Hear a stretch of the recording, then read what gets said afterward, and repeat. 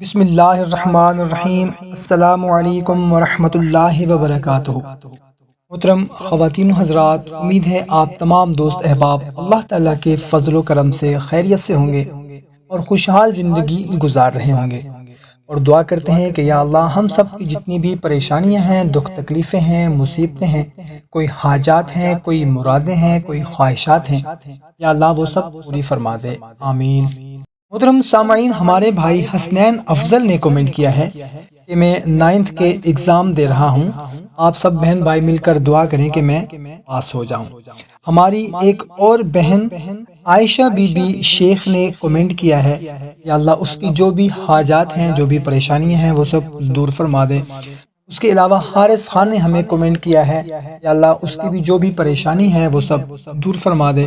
اس کے علاوہ ہماری ایک بہن نے کمنٹ کیا ہے کہ میرا نام فردوس ہے، میرے شوہر مجھ سے بہت لڑتے ہیں، ناراض ہوتے ہیں، آپ سب بہن بھائی دعا کریں کہ وہ ناراضگی ختم کر دیں، وہ لڑنا ختم کر دیں۔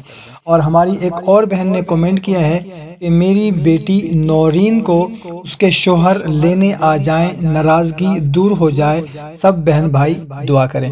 تو محترم سامعین کرام، آئیں ہم سب سے پہلے اپنے ان تمام بہن بھائیوں کے لیے دعا کرتے ہیں جنہوں نے ہمیں کمنٹ کیے یا نہیں کیے، اور جو ہماری ویڈیو دیکھ رہے ہیں یا نہیں دیکھ رہے، یا اللہ ہمیں جس نے بھی کمنٹ کیے ہیں، یا اللہ ان سب کی جو بھی پریشانیاں ہیں وہ سب دور فرما دے، اور ہمیں 5 وقت کی نماز کے ساتھ قرآن پاک پڑھنے کی بھی توفیق عطا فرما دے، آمین۔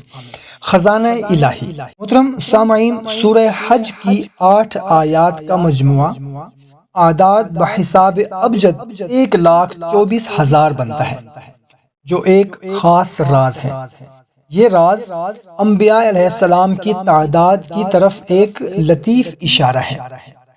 ہر آیت مجیدہ کے آخر میں اس میں الہی کا آنا بھی نتائج کو 4 چاند لگا دیتا ہے۔ حضور اکرم صلی اللہ تعالی علیہ وسلم سے ان آیات کی فضیلت کے بارے میں پوچھا گیا تو آپ نے فرمایا، یہ آیات اللہ تعالیٰ کے خزانوں میں سے ایک خزانہ ہے، یہ آیات اسم اعظم سے خالی نہیں ہے، سبحان اللہ۔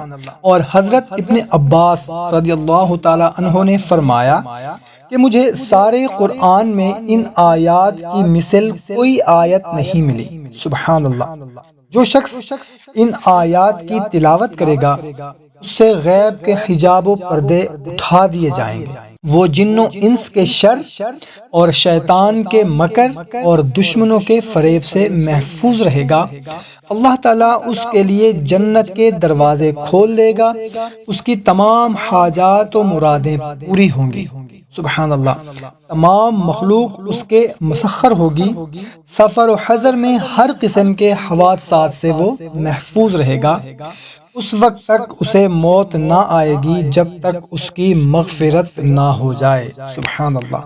محترم سامعین، سورہ حج کی وہ آیات کون سی ہیں میں آپ کو اسکرین پر بھی دکھا دیتا ہوں۔ اس کا طریقہ کیا ہے؟ اس کا طریقہ عمل یہ ہے کہ اول و آخر 15 بار آپ نے یا اللہ پڑھنا ہے، اور آیات سے پہلے ان اسماء کو پڑھنا ہے، ان کو آپ نے پہلے پڑھنا ہے، اور اس کے بعد آپ نے سورہ حج کی آیات نمبر 58 سے لے کر 65 تک آپ نے پڑھنی ہے، اور اس کے بعد آپ نے اللہ کے حضور رو رو کر گڑ گڑا کر آپ کا جو بھی مسئلہ ہے، جو بھی پریشانی ہے، جو بھی حاجت ہے، جو بھی مراد ہے، دشمنوں نے پریشان کر رکھا ہے، یا بے اولاد ہیں، یا قرض سے نجات چاہتے ہیں، یا بیماری سے نجات چاہتے ہیں، یا پھر اپنا مکان نہیں ہے، آپ کی جو بھی جائز حاجت ہے، مقصد ہے، مراد ہے، اس کے لیے آپ نے دعا کرنی ہے۔ انشاءاللہ عز و جل آپ کی جو بھی پریشانی ہوگی، جو بھی حاجت ہوگی، جو بھی مراد ہوگی، انشاءاللہ عز و جل پوری ہو جائے گی۔ محترم سامعین، اچھی بات کو دوسروں تک لازمی پہنچایا کریں، کیونکہ اچھی بات کو دوسروں تک پہنچانا صدقہ جاریہ ہے۔ تو ہمیں اجازت دیں، ایک نئی ویڈیو میں پھر ملاقات ہوگی، اپنا خیال رکھیے گا، اللہ حافظ۔